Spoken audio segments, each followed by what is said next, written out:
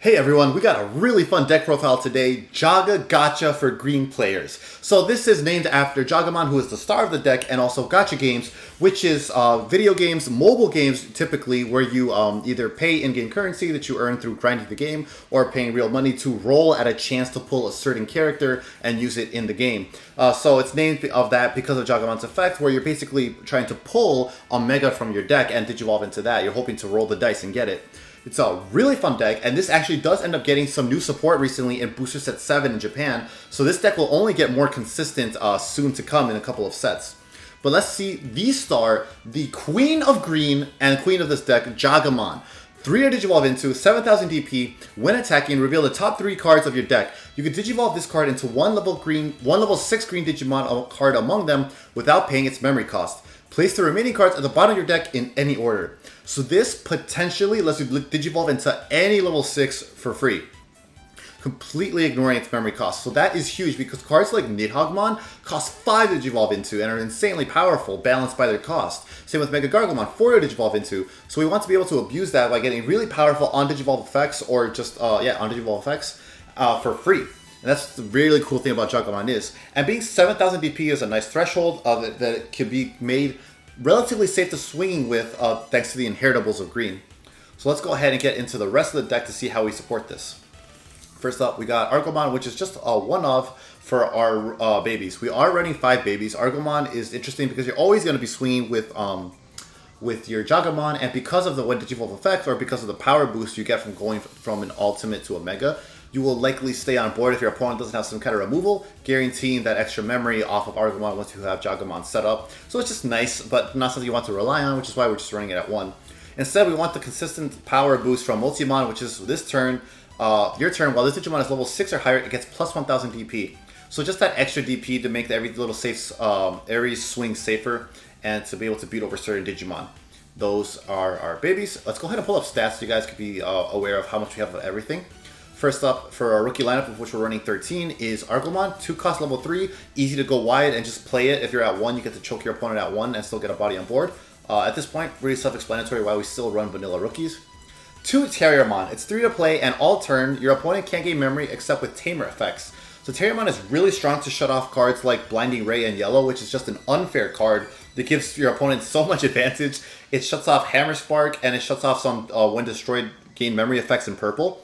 So Terriermon has a lot of targets and really helps even up the playing field for green, which is why we're running it at 2. And if you really hate yellow or blue, depending on your local meta, you could definitely cough it up to 3 if you want. Next up, 1 Lalamon, because we do have a decently Digiburst heavy top end. We don't have anything at the lower levels, which is why we're only running it at 1, because once you see it and once you Digiburst it away, you can basically cycle it into your hand forever. Because when Digiburst it away through an effect of Digiburst, it returns itself to its owner's hand. So it's pretty good to cycle, you can afford to run a little bit less rookies if you get Digiburst it away and keep getting it back to hand, which makes Lalamon a pretty fun rookie to run. Next we got a 4 Tentomon, because you want to be able to see Jagamon as soon as you possibly can. So on play, reveal the top card of your deck, and if it's a green Digimon card, add it to your hand, otherwise place it at the bottom of your deck. So you want to have all the draw power you can, which green doesn't typically have a lot of. So Tentomon helps us cycle a little bit for the play cost of 3, which is why we're running it at 4. And our final rookie rounding out the lineup is Palmon. When attacking, if you attack an opponent's Digimon, this gets plus 2000 P for the turn. So if you want to swing to something and you're worried about not hitting the Digivolution with Jagamon's effect, this gives you plus 2000, putting you at 9k, safely beating over every single ultimate that isn't a 10k vanilla in the game, which is great for Palmon. If you want to make your swings with Jagamon safer, you could also replace like Lalamon or Argomon for some BT2 Agumons.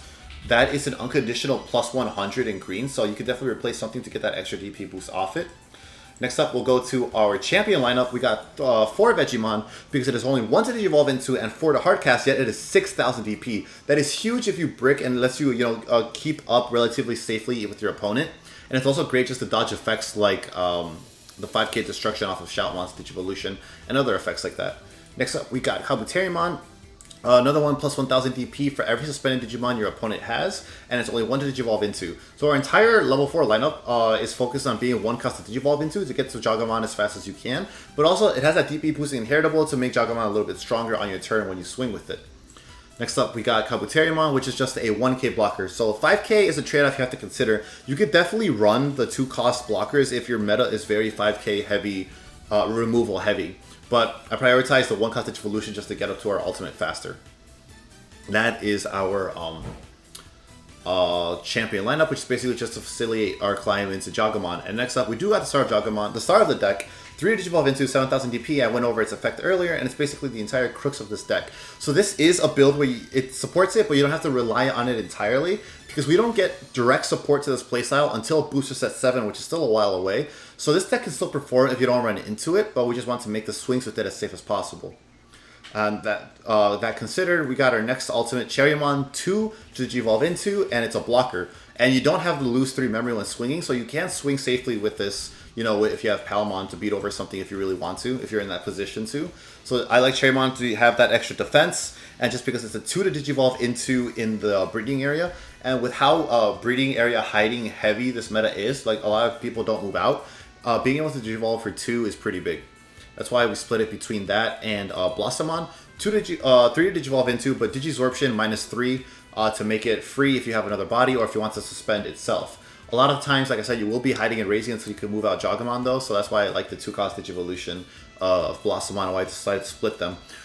Because of the gimmick of this deck, the ratios are kind of weird. Like, you're skewed mega heavy a lot more than a normal deck because you want your odds to hit it to be incredibly as high as you can without being too inconsistent. So we do have to cut into our rookie lineup. You usually see my list running 14 to 15, and usually see me running 9. And that's why we had to cut down on both of those ratios quite a bit. A little bit, just to be able to fit in more megas. You can also play with your champion lineup, because like 11 champions is definitely workable and not bricky in my opinion. So you can cut into that if you want to cut into champions before you cut into your ultimates or rookies. But anyways, we got 11 megas, which is a lot more than I will typically ever suggest running if you're not playing Megasu. Let's go ahead and start off with MegaGargomon, because it is 4 to Digivolve into 11,000 DP, and when Digivolving, suspend one of your opponent's Digimon. It doesn't unsuspend your opponent's next unsuspend phase, and then your turn, while your opponent has an unsuspended Digimon, while your opponent has a suspended Digimon in play, this Digimon gains security attack +1. So because of Jagamon, if we hit this off its effect, we Digivolve into it for free. So that stun effect is incredibly powerful for free. And then you also probably get the bonus of getting the security attack +1. I'm not sure if it entirely off the top of my head if it inherits it, but I don't see a when attacking on that. It's just a your turn, so it should go off getting that plus extra security attack. And even if it doesn't, which I'm pretty sure it does, but even if it doesn't, you have it set up next turn, since whatever they have unsuspended is guaranteed to stay suspended because of MegaGargomon's effect. And it's just such a powerful effect to be able to cheat out like that. MegaGargomon is really great because it stuns your opponent's threat while also threatening them and putting pressure on their security. Being able to get into that for free is amazing, although I do feel that out of them, it's kind of bricky if you don't see it. So running it at 4 is really dangerous, which is why I decided to cut it down to 3 out of all our megas. I was thinking 12 megas at first, but it's kind of a lot. It gets kind of bricky at that point. I tried to make this as consistent as I can for a meme deck. Next up, we got 4 Nidhoggmon, because this is the best mega in green, undeniably. 5 Digivolve into. When Digivolving, Digiburst 4, and then suspend all of your opponent's Digimon with 5,000 DP or less, then place all of your opponent's suspended Digimon at the bottom of their owner's deck in any order. Trash all Digivolution sources. So if you've been playing this game, you either hate Nidhogg or you love Nidhogg. It's an incredibly powerful tool that literally completely changes the momentum of a duel and can win you the game. Being able to play that for free, you know, outside of HPD is amazing. And, which, speaking of which, I realized we don't have HPD in this deck. So let's go ahead and get to that since there will be a lot of questions. Jagamon's effect is on swinging. So a lot of times in this meta, you really are not going to have a lot of bodies that are going to stick on board between decks like Crusadermon, or Lord Knightmon, I mean, and Shoutmon. So to use Hidden Potential Discovered on itself, it's kind of wasting Jagamon's effect. So I'm trying to focus all in on the gimmick, but you could absolutely cut down a champion and run a Hidden Potential Discovered, no doubt. Like, you could just run 11 champions, run Hidden Potential Discovered if you just want that extra consistency. That is for sure an option. I'm just going all in on Jagamon here because she is the queen, and we don't doubt the queen around here. So next up, Mega is Rafflesimon, main Digiburst 2, trash 2 sources, and then all of your Digimon get plus 2,000 BP for the turn. And your turn, once per turn, when one of your Digimon activates Digiburst, one of your opponent's Digimon can't attack or block until the end of your opponent's next turn. So this is 3 to Digivolve into if you're going from a level 5 like Jagamon, but if you're going from Jagamon's one attacking effect, it's free. And then it also has a second Digivolution cost because they can Digivolve over level 6s for only 1 memory. So Rafflesimon is a really versatile Digimon card and can swing the favor of the game in your favor if you have 2 of them out. Because stunning 2 Digimon is huge. The DP boost is amazing because like it puts itself into 13k range, and if you don't burst away your like Palmon or whatever, you're at like 15k, which is huge, and only dying to Omnimons and other level 7s like that. I think the only other level 7 with 15k is really all the Omnimons and Armageddonmons. So I feel like these are very powerful options. We're prioritizing MegaGargo and Nidhoggmon because they have the when Digivolving effect, which gives us immediate value off of Jagamon. But Rafflesimon is also incredibly good to be able to get for its stun effect, which gives you a good advantage over, or an edge over Crusadermon by able to stun it, and then it can't swing for its on-play effects when attacking on-play stuff, you know. So next up, we got Needle Spray, because Needle Spray is still huge in this deck because you get to suspend anything that you want to bottom deck that is over 5k, and then if they have a blocker that's keeping you away from lethal, you can play Needle Spray and you can win the game just like that. Yeah, so spend one of your opponent's Digimon for 2, and then in security, rather, suspend something and add it to hand. It's great, so you'll always have it, you know. It can never get stuck in security, and then it's useless. So for our Tamer, we are running forward, because Izzy and Mimi is literally just Jagamon's effect again. Except this time, it's 4 to play. Start of your turn, if your opponent has suspended Digimon and play, gain 2 memory. So this is really interesting, because it's not like a memory Tamer where you're guaranteed 3 every turn, but if your opponent, say, swings at you and then gives you 2 memory, this will now put you at 4, which is more than the memory Tamer would have given you. So it's definitely some situations to put your opponent in a hard spot and giving you a lot of memory. And then your turn, when you attack with the level 5 green Digimon, you may suspend this Tamer to reveal 3 cards from the top of your deck. You may Digivolve 1 green level 6 Digimon card among them onto the attacking Digimon without paying its memory cost, and place the remaining cards at the bottom of your deck in any order. And if you have security, it plays itself. So this is amazing, because if you have this out with Jagamon, you can activate it after Jagamon's effect, and you do basically get 2 chances in a duel, guaranteed. That is how it works, to get its effect off. So if you miss it with Jagamon's effect, you can try again with Izzy and Mimi, and then you can hopefully get it the second time. And the reason we're running 4 Rafflesimon is because of this interaction. Even though, if you do successfully hit it off the first one, like you say you get like a Nidhoggmon burst and then suspend everything off, the second one still went off.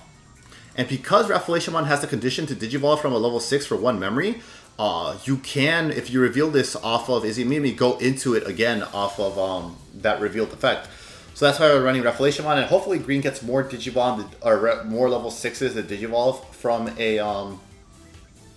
another level 6 to be able to abuse that strategy even more and create more fun shenanigans. But yeah, this deck is very fun. I had a blast playing this and testing it out to like get a build going. I hope you guys liked it. It gets more support in Booster Set 7. I am really looking forward to testing that. We might have to get some videos of that on the channel soon because it is a fun deck. Let me know what you guys think of it. If you're going to try to take this to locals and surprise everyone with it, let me know what else you want to see too in the future videos. And until those future videos, remember to stay hungry until you get a taste of victory.